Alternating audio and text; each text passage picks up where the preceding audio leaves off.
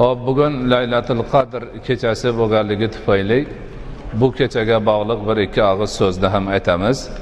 Albatta Laylatul Qadr kechasini iymon bilan, ixlos bilan bedor holda o'tkazilgan kishilarga katta va'dalar berilgan, gunohlari mag'firat qilinishi, jannatga daxil bo'lishlari, Alloh yorlaqab qolsa bir yillik qadar belgilanayotganda qadarlariga yaxshiliklar bitirish ma'nosi, shunga o'xshagan 1000 oylik ibodatdan afzallik ma'nosi, hammasi bu muborak kechani siz bilan biz uchun Allohning buyuk bir rahmati ekanligini demak tushuntirib turadigan narsalar. Shuning uchun bu kechadan unumli foydalanish harakatida bo'lishimiz kerak.